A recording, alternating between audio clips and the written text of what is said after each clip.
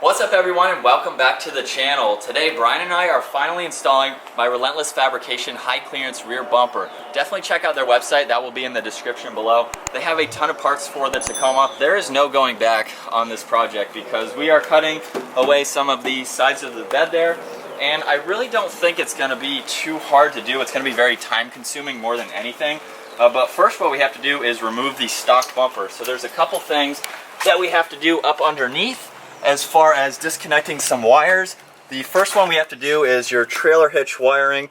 So we're just going to slide that right off. Since I don't have the backup sensors, I think that's what the other plug would be for. So mine is blank, which is nice. I just had one plug. But now what we have to do is loosen about 14 bolts. So we have these 5 on the outside, and then there's 2 up underneath. And that should be it to remove the entire bumper. We should be able to do that in one piece.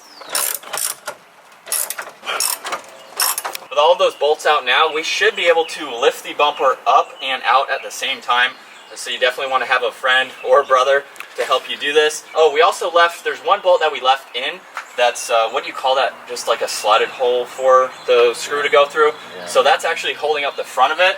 So basically, Brian, we're going to do this. We're going to like lift under here somehow. And so you can see it start to wiggle.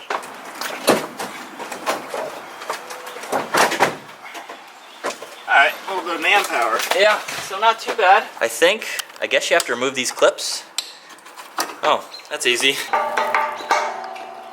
That was easy. Well, that took 5 seconds. And they said this was a hard job. So we have this wiring harness out now. It wasn't all that hard to do. Just twist these bulbs out and the whole assembly will come out.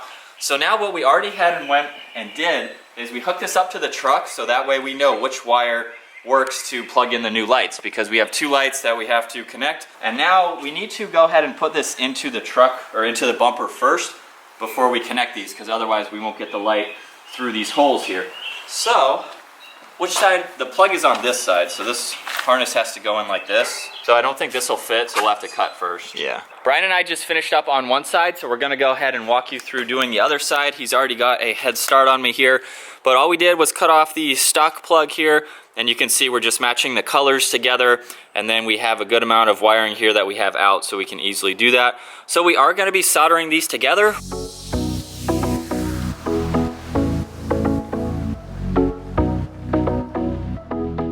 With both of those done, we're just going to cover them with the heat shrink tubes, and then you can use a lighter where you have a match or matches that we're going to use. Now it's like burning like really quick. Yeah, that should be good, right? Yeah. All right, so from here we're just going to make it look nicer, get the electrical tape, go all the way up, and then we can install that one, and it'll look just like that. Basically that bumper is prepped and ready to go back on the truck. Before we do that, we're going to do our weight comparison. So let me make sure I know how much I weigh first, right? If you can read that scale, right? Actually, I can see it. 225? 225 and a half. Alright, so 77 pounds is how much we are taking off. So, Not bad. So we could be adding double its weight. Yeah, not too bad. Really not too bad. But let's see. 153.5. I think that's our best reading. Yeah, go with that. So it's like double the weight. That's our best reading. Alright. So we're really only adding 70 some pounds. Yeah. So while a lot of people say when you add a steel bumper you're adding 170 pounds or whatever, you're taking off a good amount of weight, so it's actually not that bad. So now it's time to do the measuring before we do our cut. And I've been talking to Brian. I think we're only going to try to shoot for one cut. I was wanting to go a little bit lower than our original cut line, just if we messed up, we would have a little bit of room to go ahead and trim again. But we are basically measuring, we're using this piece of wood here, and we're going to go down 20 inches, and that is going to be our cut line across the entire way, even for the fender flare. Now I'm not actually going to cut the fender flare while it's on the truck, but we're going to mark that line, take it off, and then mark the rest of the way. And we're finding the easiest way to do this is to keep all of the dots that we're making close. So we're going to go in and fill in the other dots to make our line as straight as possible. Since it's not a flat surface, you can't just do a straight ruler across the entire thing.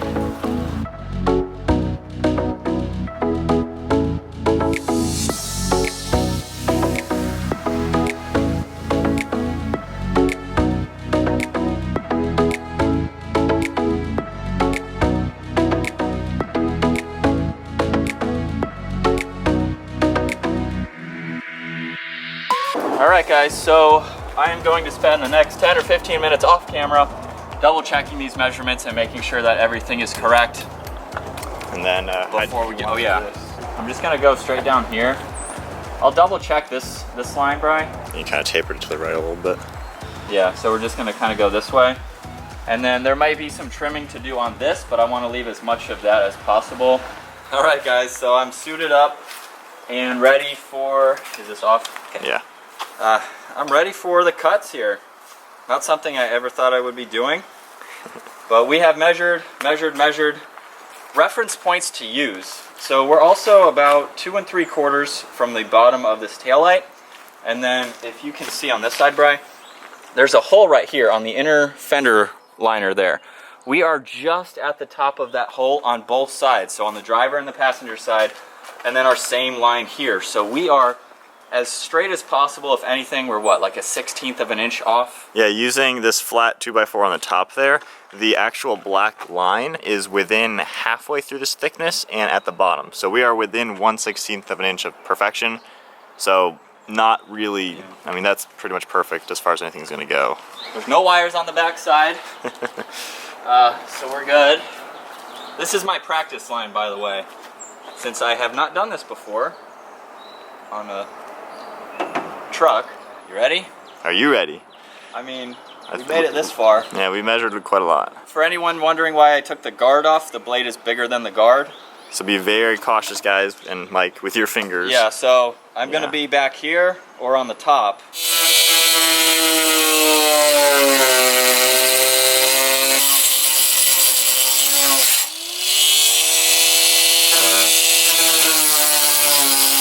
As you can see, I've effectively ruined my truck. yeah, there's a $1,000, $2,000 damage right there.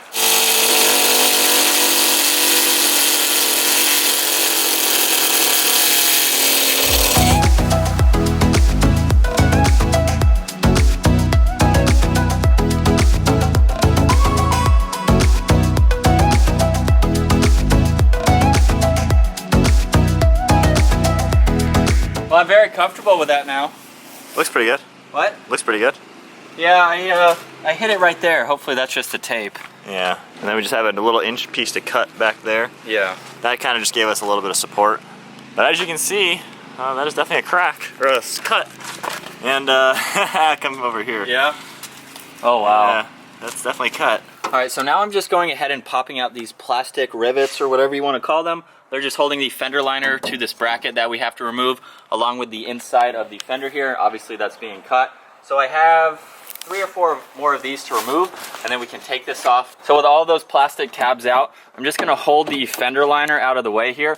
From what I've seen on other installs, a lot of people just cut this straight across. I'm gonna do something else just to make it a little more clean.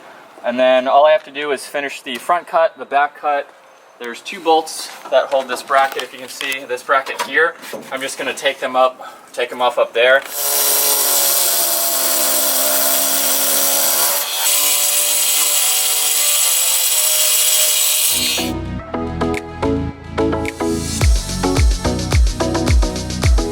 It's out. All right. There you go. Unfortunately, that, wow. Yeah, this doesn't weigh much. Couple pounds. Probably less than a pound. You can see the heat like melted actually parts of the vinyl. Oh yeah. Wow. Well, we don't need that. Yeah, we'll be putting edge guard on it. So now we're just gonna go ahead and file the edges to just make sure everything's nice and smooth. We're just going down just so we don't peel up any of the vinyl, but that's at least getting it nice and smooth. We'll do it on the outside and then the inside. Next up, we are going to spray all these exposed edges so that way we can avoid rust and things like that. So we're just taking, what is that, a sponge brush? Yep. That way we don't have to tape up anything to paint. We can just do it this way.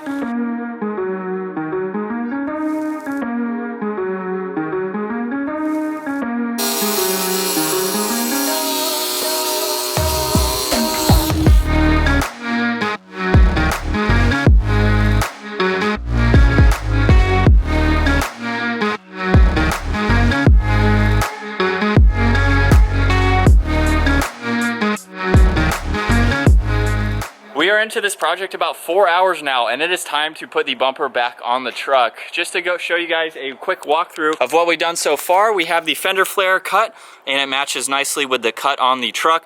I'm really hoping that that is it, because we've put a lot of work into that being it. Like, we're not doing any other work to those cuts.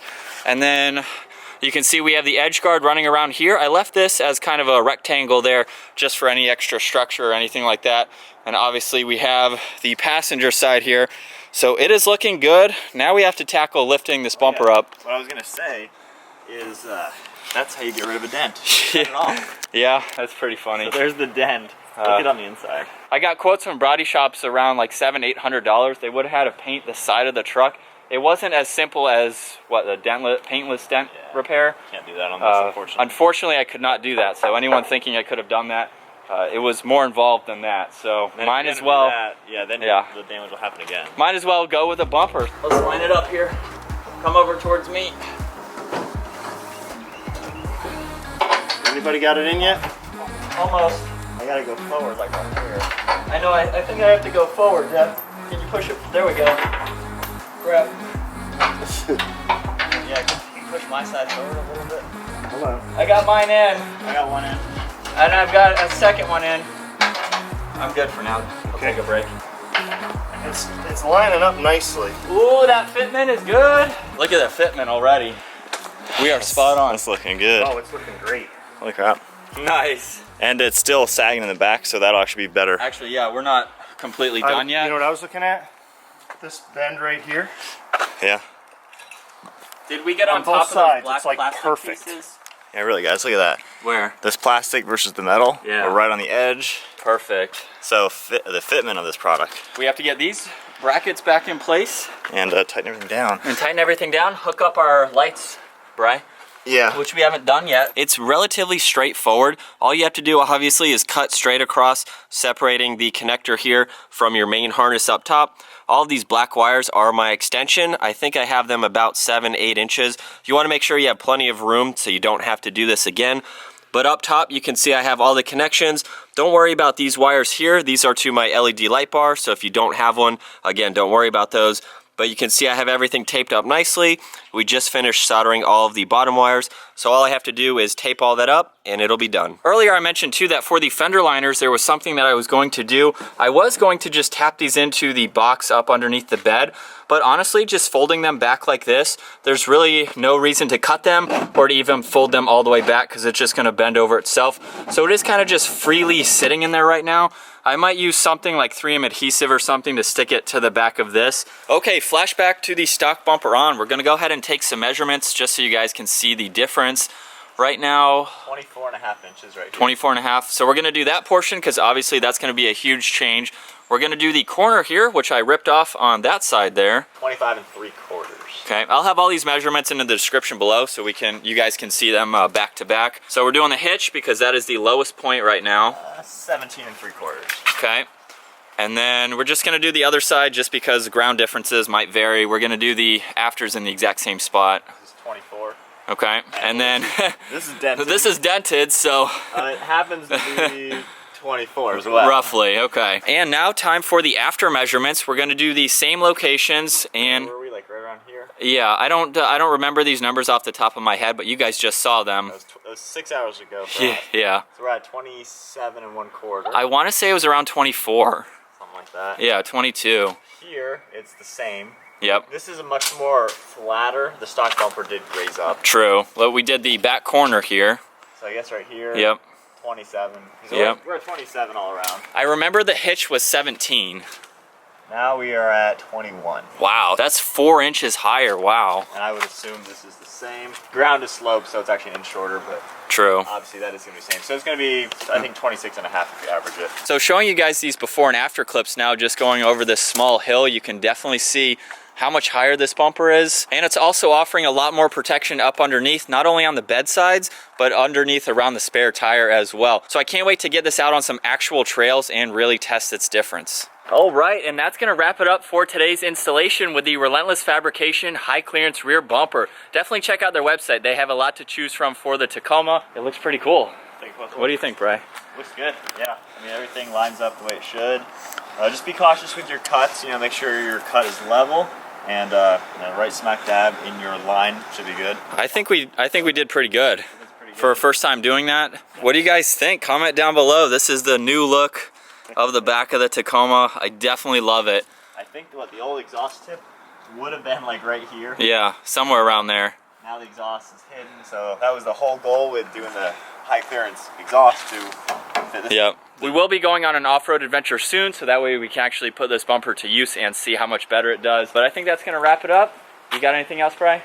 Yeah, it is not dark out, so it's not that bad. Like, Yeah, it took just over 5 hours for the whole project with filming and everything. not bad. So it really wasn't all that bad. Not at all. But once again, check out Relentless Fabrication. Their info is down in the description. Also, don't forget, we are doing a $100 gift card. All you have to do to be eligible to win, be a subscriber to our channel and comment on videos. We're gonna pick the video with the most comments at the end of the month and pick a random winner from that video.